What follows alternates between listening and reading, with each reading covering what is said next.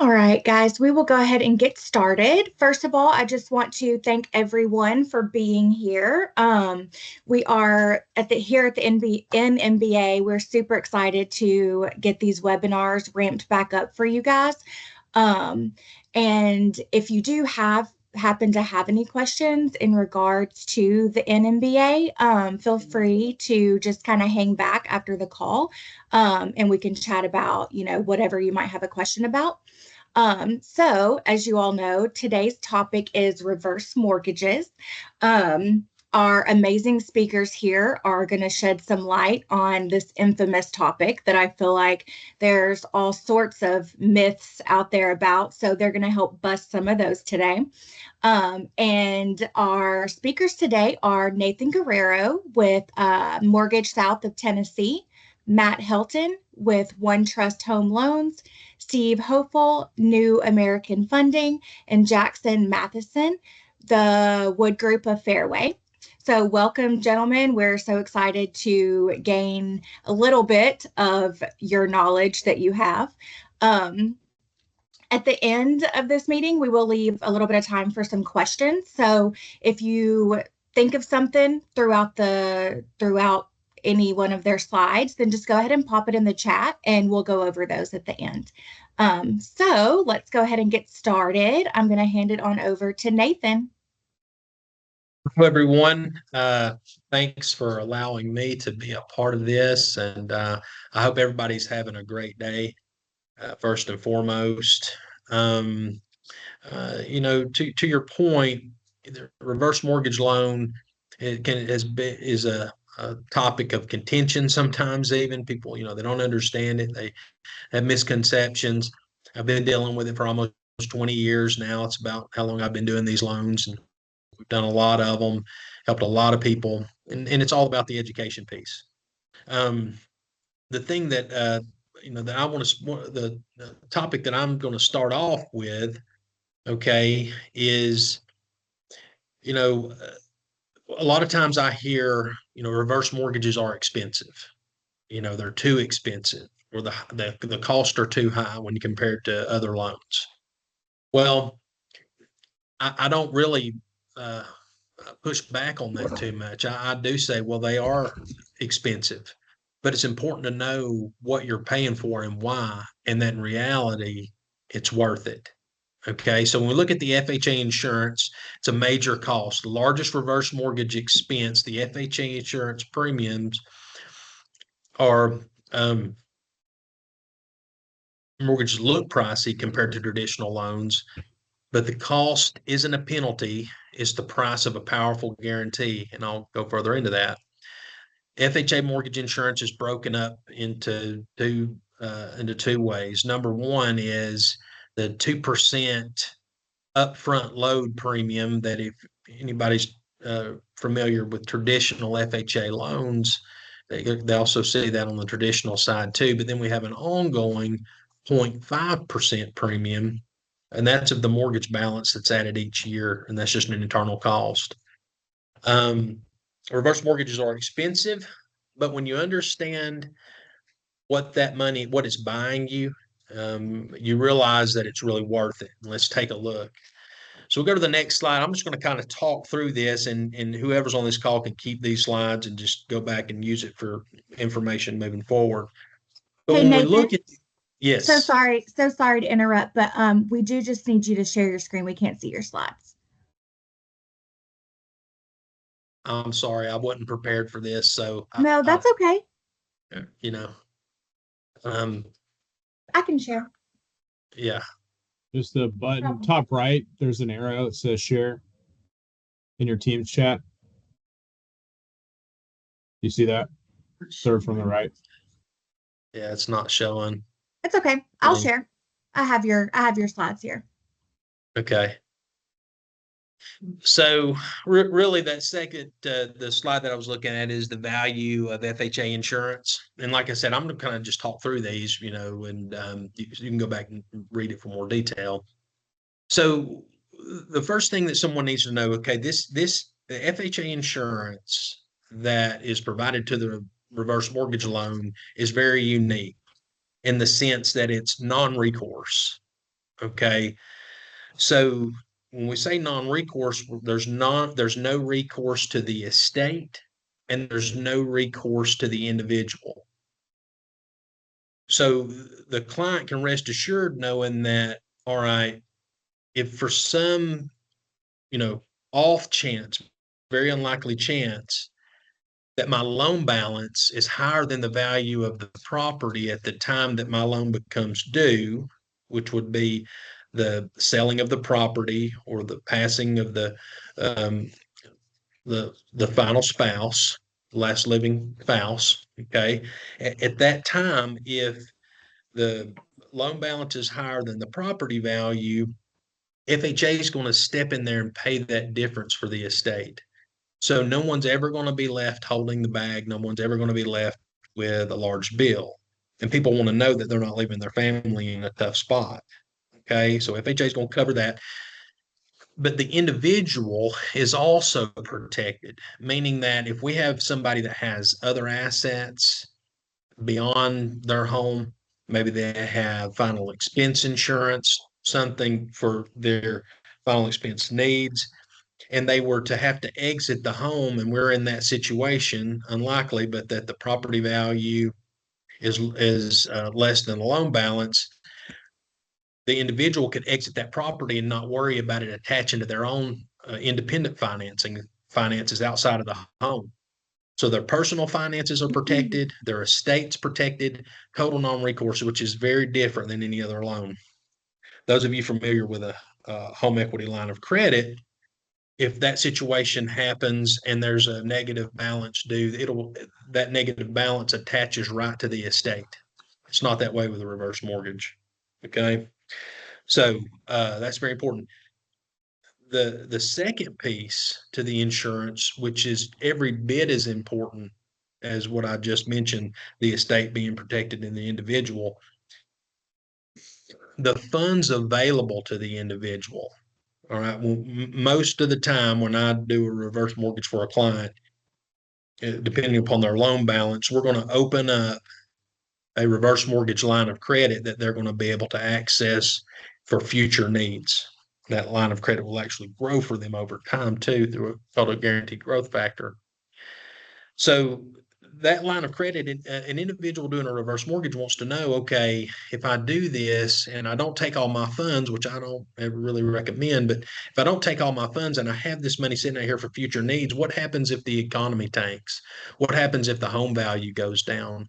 What happens to if the lender goes out of business? Well, they can rest assured knowing that FHA is standing behind that line of credit. So no matter what happens, even if a lender were to go out of business, if a dark cloud came over the entire economy and everybody were pulling loans back and availability of credit, FHA is guaranteeing that that individual is going to have those funds. So it just allows them some real security in retirement, knowing, okay, this is the ball field that I'm playing on, and this is what I have available. Okay. And so all of that wrapped up into that insurance, if it's explained properly, because we're talking about a 2% load. So on $1 million property, it's $24,000, which is very expensive. But if you're talking to, somebody that, savvy and, has an advisor and they're saying, okay, what is this expense? Well, we need to know what we're buying here. We need to know what we're getting, and we need to know that, why this insurance is so important. Because if you were to have that insurance in the private market for any type of investment, that's, an annuity and that kind of thing. And most people are familiar with those expenses. So it's backed in security, gives people a lot of security. So I think it's very critical that people understand what they're getting. The balance of the closing costs can be gone over, but that's the one that I wanted to highlight because it's really critical to the borrower. I'll give a quick story about someone that this insurance really was powerful for. It gave me a real sense of security. As a recent loan I did for a pastor named Mr. Wood. He and his wife had worked for a ministry here in Tennessee for really their whole lives, about over 30 years. She unfortunately got Alzheimer's, had a home that had a mortgage on it that was costing him about $1,500 a month. He had to transition her to a long-term care facility. and he was taking money out of his retirement account that was dwindling pretty quick in order to keep her in this private pay, someone they knew, someone they feel very comfortable, a lot of dignity for her. And he and his sons came to me for, a solution. So with the reverse mortgage loan, the first thing we did when the loan closed, we refinanced in his existing mortgage. And that saved him about $1,500 a month because there's no mortgage required monthly mortgage payment with a reverse mortgage as long as somebody's living in the home and as long as they're paying their taxes and insurance, maintaining as their primary residence. So we put about $20,000 a year back into his cash flow. On top of that, we look at, okay, what's an average lifespan, for somebody being in that situation? About 2 years. So we generated $2,500 a month for 2 years for this individual. And then on top of that, he had an $80,000 reverse mortgage line of credit that he could tap for any of his own personal and future needs. So he could rest assured knowing, okay, if something happens 6 months from now and we start getting into a rocky, picture, in the macro level in the country, who's guaranteeing me that my wife's going to have this money for the next 2 years? Who's going to make sure that I don't have a mortgage payment? Who's going to make sure that if I need that, some of that $80,000 to put a new HVAC unit in my home, that the money's going to be there? Well, FHA backs it, and that really gave them that sense of security. And I talked to all my clients about this. So that's just one case study there. Last thing I'm going to talk about is the upcoming 10-pack legislation. And that's something that is going to be very near and dear to everybody, that all the presenters on this call. We're working with the state legislature to get some proprietary loans available. I want to thank Jackson. He really brought this up at the right time. I'd spoken about it a few years ago, but the timing wasn't right. And he brought it back up last year towards the end of the session. I really appreciate that, and everybody on the call does. Got the conversation going again. And so basically, just imagine if you're in the traditional space and the only loan you could do was an FHA loan. They're great. They help a lot of people.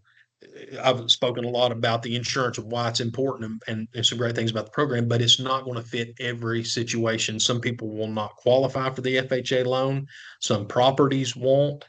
Some the lending limits are higher than the current lending limit. So you can have people that if they lived in Georgia get to keep their home and exercise, pulling equity out and live in there for the rest of their life. But in the state of Tennessee, they can't get a hold of that product, so they may have to sell their home. So it's a big, big thing for our borrowers in the state of Tennessee. So it looks like we have a sponsor for that. We're working hard to get that done. My wife Candy and I are over the 10-pack committee for the Nashville Mortgage Bankers, and we love our work there.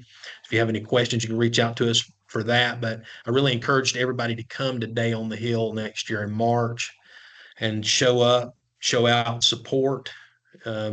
Keep supporting with your 10-pack donations. It's critical because if it's not affecting you now, it will be. So support your 10-pack, and I'll transition to the next presenter from there. Hope y'all got something good out of that. Thanks, Nathan. Next up, we have Matt. Are you ready, Matt? Yes, can you hear me okay? We can. Perfect. Let me get my slides here, and please bear with me. My dad's having his third valve replacement. So I always say the best part about our job is we can work from anywhere, and the worst part about our job is we can work from anywhere. So I'm currently working from the lobby. So if you can't hear me, let me know. I'll share my screen here.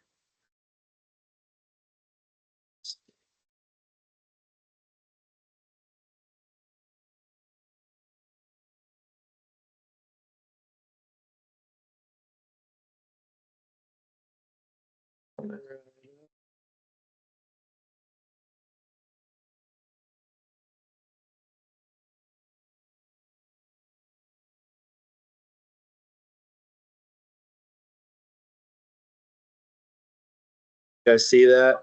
We got it.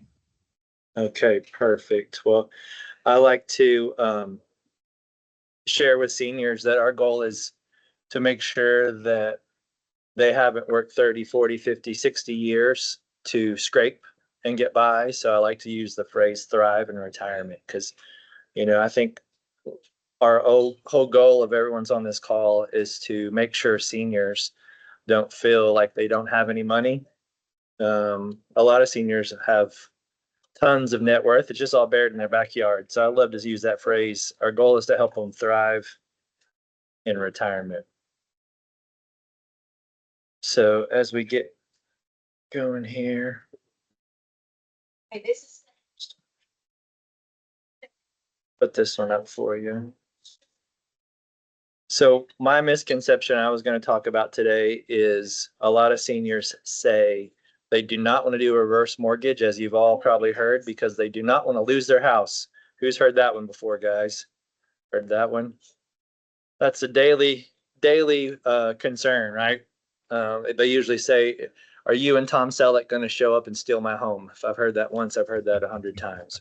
So what I wanted to share with you is that just so you guys know, everyone on this call is all mortgage professional. The biggest thing that we do in Tennessee, like Nathan said, is we offer them an FHA mortgage. And it is an FHA mortgage just like any other FHA mortgage. So our big thing is that they own their home, they can still sell their home, and they can still pass their home on to the kids. So the neatest thing about what we do is we give seniors an FHA mortgage that has all the characteristics of a normal FHA mortgage. It's just that instead of having to have a mandatory payment, they have an optional payment. So they get a statement in the mail and it doesn't say balance due $1,200 a month, $1,500 a month, $2,000 a month. It says balance due of zero. So seniors do make payments on these if they want. They can pay a partial payment, they can pay the interest, they can pay a huge payment. But as you probably guess, if you get a statement in the mail or a bill in the mail that says balance due of zero, what do you think most of you would pay, and what would most seniors probably pay? Zero, right? So that gives them the real big flexibility. I believe Nathan mentioned in his case study that he allowed those folks to get rid of their mortgage payment. So the mortgage payment doesn't go away. It's just that it allows the interest to be added to the balance. That is the big advantage of these programs. Because as you all know, if you've ever dealt with a senior, retirement is a game of cash flow. So it's how much you have coming in versus how much you have going out. And unfortunately, the largest expense for most seniors is their housing expense. And that unfortunately includes their mortgage payment. So that's where we're able to come in and help them to be able to make that mortgage payment zero. So hope that makes sense. I want to share a couple things with you. I've got two examples, refinance and a purchase. We had a nice lady that came to us. Her name, we'll call her Connie. She came to us and unfortunately, her body told her it was time to retire, but her bank account and her finances told her she'd never be able to retire. And similar to Nathan's scenario, that mortgage payment was really drawing on her. She had $1,000 a month mortgage payment. So what we were able to do is actually take Miss Connie and pay off her mortgage. So that gave her a lot of peace of mind because she already knew that her $65,000 a year salary was going to go down to 30 in Social Security if she retired. Now, I don't know many of us on this call that could survive off of 30,000 in today's world. So the neat thing about that is that just getting that mortgage payment paid off allowed Miss Connie to feel comfortable for retiring.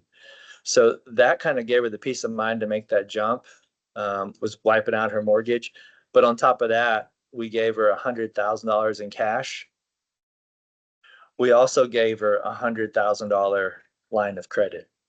So the neat thing about these options is it's not a one size fits all. Not every client needs 100,000 in the bank. Not every client needs a line of credit, but we were actually able to tie all three. And those are the three options you can do to get the money. You can three benefits would be no monthly payment, money in the bank, as well as being able to draw monthly from a line of credit. So that worked out really well. And we took, which is one of the most exciting parts of what we do, is we took someone that had no hope, that was really concerned about the future, was really concerned about when she was going to retire, if she's going to retire. And we gave her that peace and comfort and gave her the ability to go, you know what? I've always thought about retirement. Now I can actually do it now that I have a plan. So that was definitely a great example. We loved helping her. We've helped several of her friends just because of her testimony and her story. And then another example that we've got would be a purchase scenario. I know this sounds crazy, but you can do a reverse mortgage for purchase. And Nathan and I were just laughing earlier about how it's a underutilized tool. So we had a client up in Gallatin, actually, that she and her spouse were separating. We're seeing more silver divorces. So she was going their separate ways. And then unfortunately, she did not make the money. She only made $1,300 a month in income. So if you're in traditional mortgage and you're on your call and you have an application that comes in with $1,300 a month in income, I'm not sure how excited you're going to be about that application, if you know what I mean. So in this scenario, it was a $437,000 home. Fortunately, she had some money from the divorce to put down. She was able to put $250,000 down. And so at $1,300 a month in income, we were able to help her buy a $437,000 home that also included a $345 HOA fee. So if you want to run a $200,000 mortgage with a $345 HOA in your normal debt to income calculator, as you could guess, it gives you a red answer, right? When you run AUS, because it's going to be bad news. But that's what we love about this program, is because there's no required payment. We were able to get her into the home, got her out of a bad situation, and allowed her to purchase that home that she really needed. So there's a lot of great use cases, whether it's helping people retire or helping people to buy a home, that we are able to help with these scenarios. So please, unfortunately, my slides aren't completely coming. The internet's a little slow here, but there's lots of other examples. So feel free to reach out to anybody on this call or reach out to us if you like some more use cases. The last thing that I'll share with you as well is that these are not just for people without money. Her husband, which is now ex-husband, we helped him get a reverse mortgage in Florida, and he had $3.5 million in his portfolio. And he bought a home in Florida because he knew that if he had a regular mortgage, he'd have a huge payment. He also knew that he could make more money if he kept his money. So he didn't want to be spending money every month. He wanted to borrow some money, and that's how he accumulated the 3.5 million. So another interesting scenario is we don't only work with people that don't have money. A lot of times, the professionals on this call will work with high net worth individuals because they understand the power of leverage. They understand the power of being able to borrow money without a monthly payment. So I've got a couple more slides, but they're not coming through with the internet. So please feel free to reach out with me any questions. And that's all I got. Thanks so much, Matt. I appreciate that. Those are such good scenarios, able to help a lot of good people. Next we have Steve. I'm going to share your PDFs here, Steve. Here you go. Take it away. All right. Thank you. Well, as you can tell from the slide, we've actually developed an entire marketing campaign specifically around the whole myths and all of the thing. And because we're equal opportunity, in addition to old wives, we also have old geezers. So yay, one for our side, guys. But anyway, yeah, what I wanted to do is I wanted to talk a little bit about what happens next. And I thought about titling my portion of the presentation like what happens when I go to heaven, or, what about that next thing, or what if we don't want to talk about it? But basically, as we all know, everybody that talks about reverse mortgages, there's always somebody in the crowd that thinks you just joined a pyramid scheme, or they look at you like you just smelling onions. And most of those are the kids, and the kids are really, really concerned with this.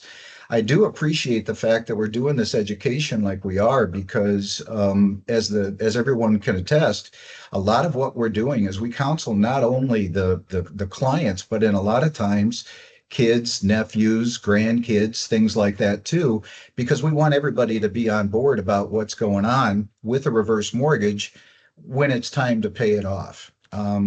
There, the old fallacy, Nathan spoke to this a little bit about how, the bank is going to take my house, or the bank is going to be entitled. That's never the case. That's never, ever, ever, ever the case with a reverse mortgage. You're always entitled. So if you want to paint it, you want to remodel it, you want to hang up all those ugly pictures that you like, but she doesn't, you're good to do that. And if in fact it does come to the time where you need to move out, whether you move on to the next home, or move in with the kids, or maybe you do go to heaven, or you just want to sell the house. If you're not living there as your principal residence, you need to pay it off. And if you die, the heirs of the property can actually have three different options. They can keep the house, refinance it, pay off the mortgage. They can sell the house, obviously, keeping any equity that's remaining in it, or they can just simply walk away.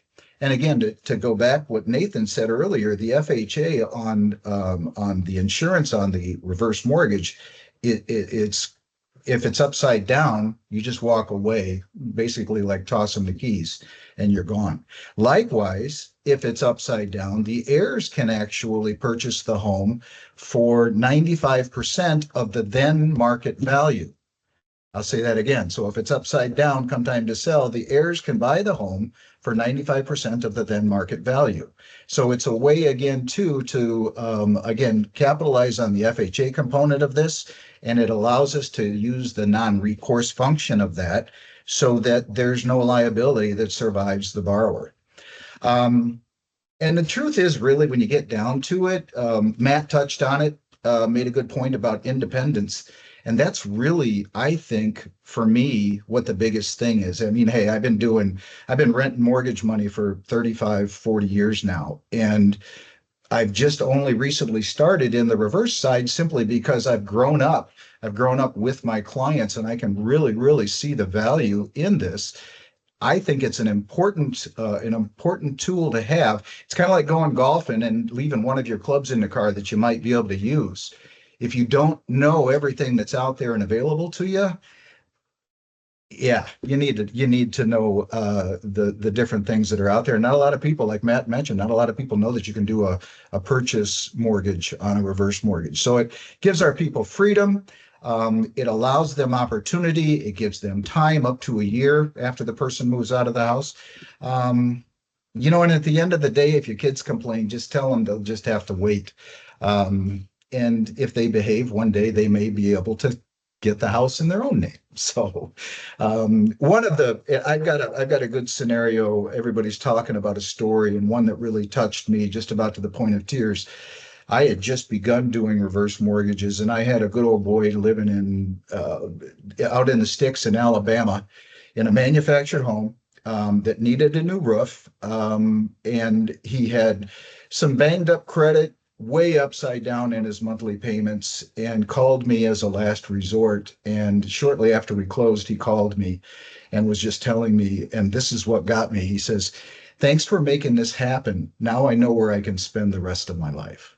And I thought, wow, now that's an impactful statement right there. So yeah, it's a good program. And thanks again. I appreciate being on with all these professionals too. Appreciate you guys.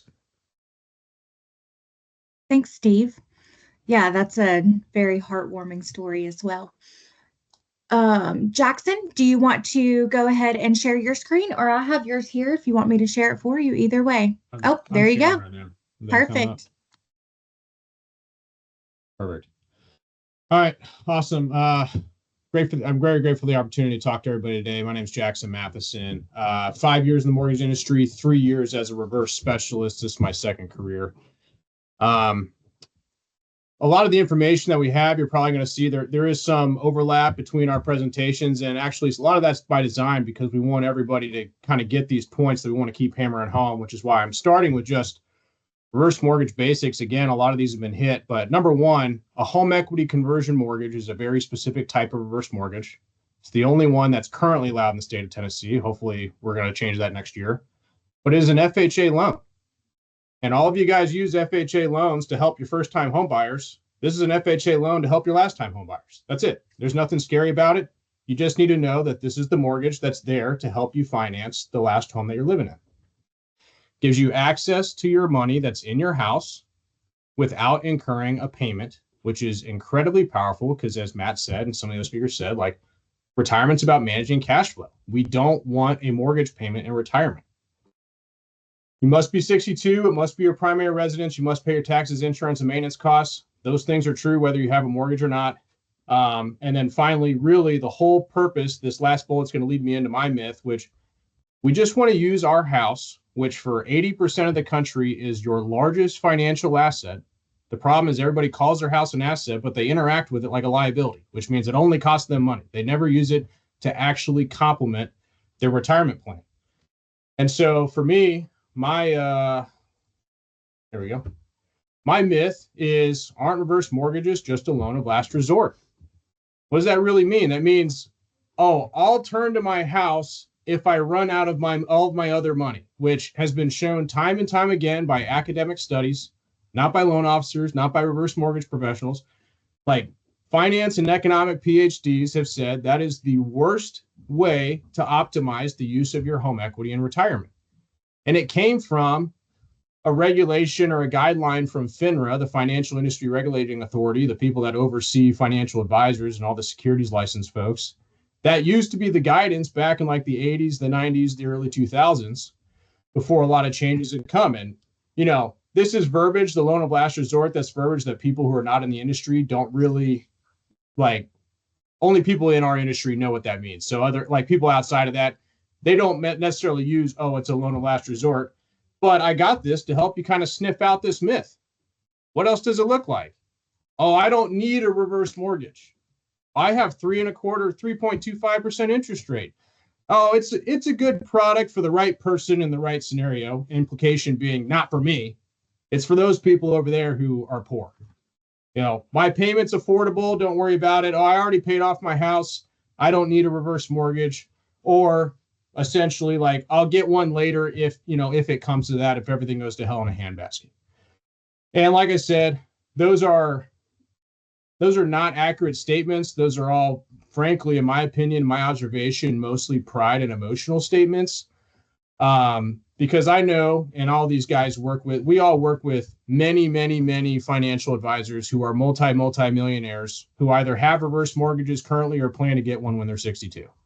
It has nothing to do with needing a reverse mortgage. It has everything to do with optimizing your retirement plan. And can you use this tool strategically and creatively to achieve a better outcome in retirement, regardless of what that may be, whether that's just having a more affluent lifestyle in retirement or leaving more money to your kids or paying less money in taxes or whatever the case may be. You can customize it whichever way that you want. And so ultimately the answer to this is FINRA actually changed the stance in 2014, and they eliminated this verbiage of loan of last resort because of the Reverse Mortgage Stabilization Act of 2013, and then subsequently some research that had come out about 10 or 12 years ago, most notably by Dr. Barry Sachs. That guy went to Harvard, and he's a tax lawyer. And guess what? He has a reverse mortgage on his own home in San Francisco. He's not poor, he's not dumb, and he uses them strategically, and he's changed the industry. But the financial advice, like the information that is accumulated at the institutional level has not necessarily trickled all the way down to, grandma, grandpa in their house or their local financial advisor office. And that's what we do. And that's what we need your help to do as well, is to kind of start changing the narrative about this. My scenario, really, we all have lots of scenarios. I wanted to pick one specifically that was going to try and help you guys get more business, because loans have been hard to come by the last couple of years for the entire industry. And so I kind of look at it from the giving an early inheritance, or we call it giving with a warm hand perspective. The greatest barrier of entry into real estate is the down payment. Most people in their 20s and 30s, they're really struggling just to get their 3.5%, 5% minimum down payment. And then they apply for the loan. They're like, oh, I got 20 grand, we're good. And then they find out they also got, $12,000 in closing costs or whatever the case may be as well. And it just kind of takes the wind out of their sails of like, oh man, it was already the biggest thing I was going to have to buy. And it's another 20, and it's going to be another 50% on top of that. And so if we just look at this scenario, we just take our typical first-time home buyer, young couple in their 30s, and they want to buy their starter home for $350,000. Depending on the loan program, they're going to need basically between $10,000 and $20,000 for a down payment to do somewhere between the 3 and 5%. Plus their closing costs, which again, that could be anywhere from 7 to 15 or whatever. Who knows what the case may be. And they might be like, man, either we can do that, but that's everything we got, or not quite ready to do it, or we need a seller credits to help cover the closing costs or whatever. And one of the questions during this process can be like, we all know like there's down payment assistance programs and there's gifts, there's way to help people get this money. One of the questions can be, hey, do you have parents or grandparents who are willing to give a gift? And the answer is, well, they'd like to, but they can't. And then the next question should be, well, do they own a home? And the answer is 85% chance, yes, statistically. Like it was like 85% of baby boomers and retirees own a home. And so the solution could just look something like this, where it's like, okay, I just made up this scenario. These are very believable and realistic numbers, but the parents own a home. Their parents are 65. They own a home worth $700,000, which anywhere around here in Middle Tennessee is not an astronomical number. And they probably paid it down, but maybe it's all the way paid off, or maybe it's mostly paid off, but they only owe like 85 on it, but they're still making $1,000 a month mortgage payment. And they like, gee, son or daughter, like I'd love to give you a gift, but we're still trying to pay off our own house. And like, I just don't have 30 grand I can liquidate out of my 401k or my other accounts for you right now. But if we are able to kind of change that perspective and say, hey, if we use a reverse mortgage, a home equity conversion mortgage for the parents, we can eliminate their current payment now, that $1,000 they were paying or whatever, their principal and interest payment. We can eliminate that for them now. We can give them an extra $40,000 or $45,000 at closing, which could be the gift funds for your first-time home buyers who are now elated that they can buy a house, or maybe even buy a 400 or 420 house instead of a 350 house. And then in 12 months, the parents are also going to have a line of credit free up for another $100,000 that they can access, and that will grow over time. And so it ends up being a win for everybody. The kids get their house. The parents are happy they helped buy the house. The parents are relieved that they no longer have a mortgage payment, and you yourself didn't lose your first-time home buyer deal, and everybody wins. And really all this does, what we found is that there's more money than ever stored in home equity, but more importantly, home equity is a greater percentage of our net worth as a country than ever before. And so what a reverse mortgage does is just give you flexibility over where you're storing your money and then where you're diverting your payments if you don't have one. And so this just lets you kind of play the shell game and rebalance your buckets with your money and give some of that as an early inheritance if that's something that you want to do. But just to create a scenario I want to throw out, that's my presentation. I guess we're open for questions or anything like that going forward. Wonderful. Thank you so much, Jackson. There are a couple of questions in the chat. There's two, and they actually go pretty hand in hand. So I'll just read them together, actually. So JR says, so those two fees are basically as expensive as doing an FHA loan purchase. Doesn't seem too extraordinary to me. So question/statement, but Rod says, what are the typical rates and fees for a reverse? What does that look like? So those kind of go hand in hand. If somebody wants to take that one. Because it couldn't be me. Your rates, your rates are going to be, these loans in today's environment operate like a HELOC loan, where you're going to have an index and you're having a margin. I think your average initial rate is going to be somewhere around, maybe 6.25. Okay. there's a cap on that, 5% higher, margin, maybe the lowest the rate can go to is 2 to 2.25. But when rates go down, there's no need to refi. They're automatically going to get the best rate. If they tick up for a little bit, well, the interest is going to accumulate a little bit more for that period of time, but it's going to fluctuate. They use the CMT index in order to determine the rates, what FHA goes by right now on the FHA product, constant maturity treasury rate. And fees, 5.5%, 6%, something like that. It's probably pretty close. Awesome. Thank you. We do have another question. How does a HECM for purchase work? I can cover that one. So the easiest way to describe that is, how does your normal purchases work on your normal transactions? And that's the way these work. So as you pre-qualify the client, we get them organized, we let them know how much they can buy. They go shopping, they write a contract, and in that 30, 45 days, whatever time frame, 21 days, whatever time frame you need, just like you would underwrite an FHA, a VA, a jumbo, whatever type of loan, we just underwrite a reverse mortgage instead of a jumbo loan or a conventional loan showing up at closing with their down payment. It just happens to be a reverse mortgage shows up there on the day of closing. So no different at all.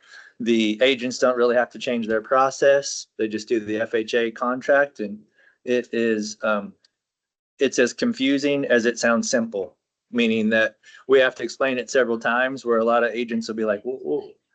I actually teach a class called Reverse Mortgage for Purchase, and it's a 3-hour class. And usually multiple times during the class, someone raises their hand and says, so you're telling me they can buy a home with a reverse mortgage? After we've been talking about it for about 2 hours. So it's just one of those things where you have to re-educate people on how it works.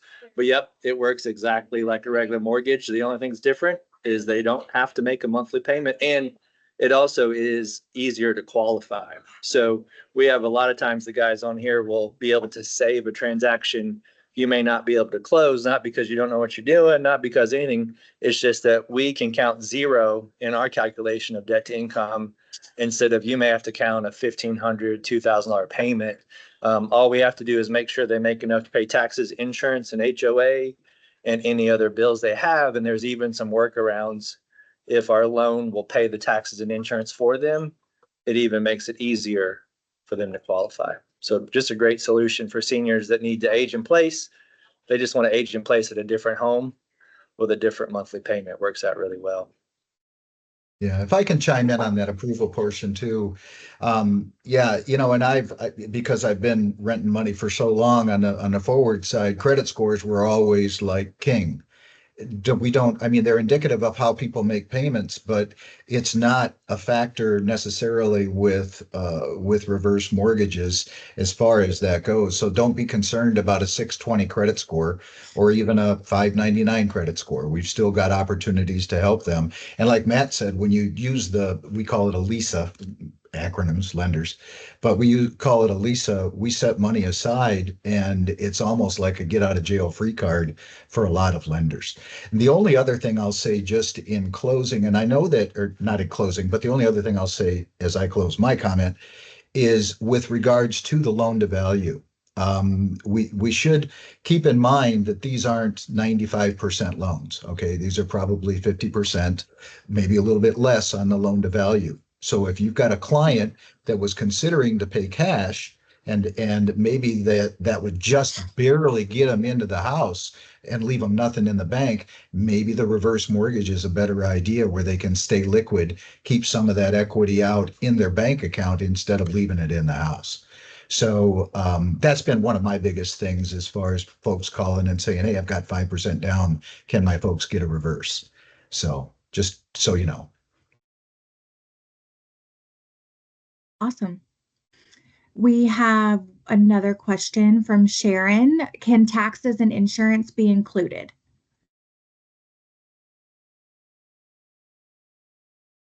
I guess I'll hop in on that one. The answer is yes, but normally you don't. That's what the LISA, the life expectancy set aside that Steve was talking about, where that's usually a requirement of the loan if we're having problems getting qualified, where we reserve a portion of line of credit to pay your taxes and insurance for you for a specific period of time out into the life expectancy of the youngest borrower. Most people don't opt into those most of the time because you can just use your line of credit to pay your taxes and insurance. So it doesn't make a whole lot of sense, like voluntarily. So even if that's your plan, it doesn't make a whole lot of sense to reserve the line of credit. So that's only what you can use it for, if that makes sense. So that's really, again, kind of what I say. Even if your house is paid off, it's still costing you potentially $800, $1,000 a month just to keep the lights on in terms of your taxes, your insurance, your maintenance, your HOA, your utilities, your internet, your trash, all that stuff. And so, people who are on fixed incomes or even wealthy people, you can start using some of the home equity and kind of supplementing your income and just using your house to pay for itself. And what you find out is more often than not, the way this program is designed is your home appreciation will actually outpace your mortgage balance accrual. So even if you're doing that modestly, you could probably still sell your house 10 years from now and net more than what you had today. Because the house keeps growing. And that's the beauty of this product, is that your home appreciates with or without a mortgage. But if you're draining your 401k, not only are you paying federal income tax, which is going to be 10 or 20%, you're spending down that resource's ability to generate more income. And it's the last double that makes you rich in the stock market.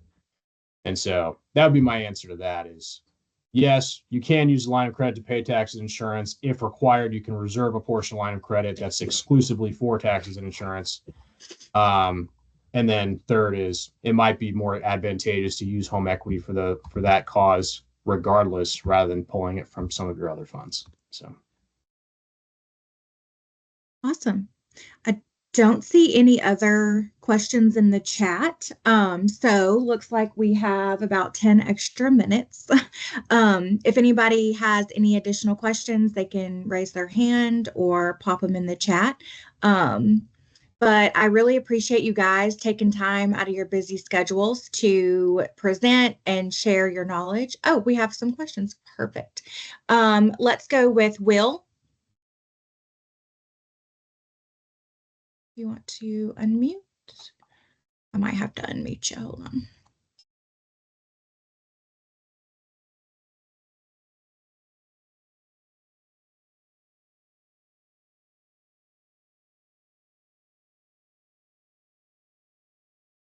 There you go. You should be able to unmute now, Will. Excellent. Thank you.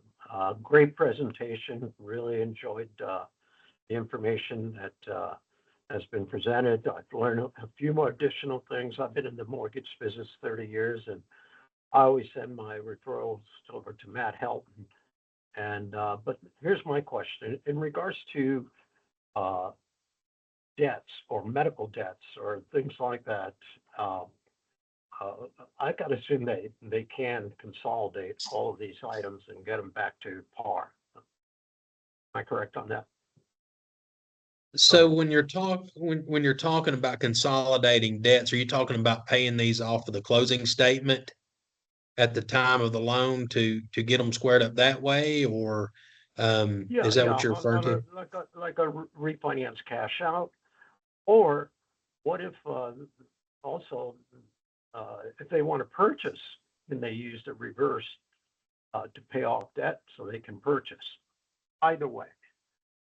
Well, if they, I hope I'm answering your question right, but if we do have qualifications as far as debt to income goes in the state of Tennessee, a couple has to make $827 a month above their taxes, insurance, HOA fees, revolving and installment debt. I think 527 for an individual. So if they're not meeting those thresholds, we can't, close the loan and then pay off debts from the closing statement to get them to qualify. Okay, the reverse mortgage currently doesn't allow that.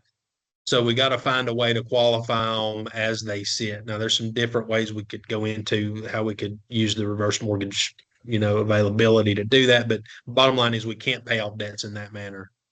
Now, as far as obviously they could complete the loan and then pay all those off if they wanted to individually, but they have to qualify with those debts as they sit.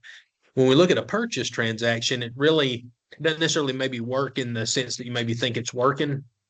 So, if you have somebody, and I'm just going to use some round numbers here, it's not going to be exact, but easy as I can get it. You got a $500,000 property that somebody's wanting to do a reverse to purchase on. That individual is going to have to bring $500,000 from a cash account, a retirement account, the sale of another property.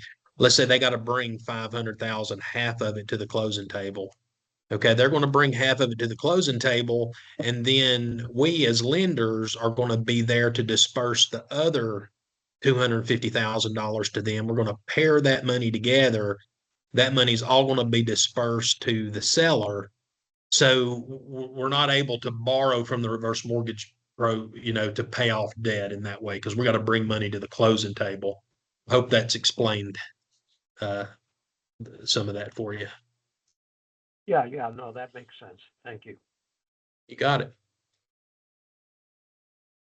Andrew? Can you hear me? We can. All right, great. Mhm. Well, I didn't know anything about reverse mortgages, and now I know something, which is good. And I just wanted to thank, my golf partner Jackson for really making our team look really good. So, and then Amber, of course, you already make us look good. So thank you guys for all you did today to educate a lawyer on reverse mortgages. So thank you. Thank you, Andrew. Amber, keep up the good work. Thanks. All right, everyone. Well, I really appreciate you guys popping on here, and I hope everybody was able to find some value in this and gain some knowledge that you didn't have. So you all have a great day. Thank you. Bye. Thank you, guys. Bye. Thanks, team. Take care. Praying Good for your job, dad, team. Nat.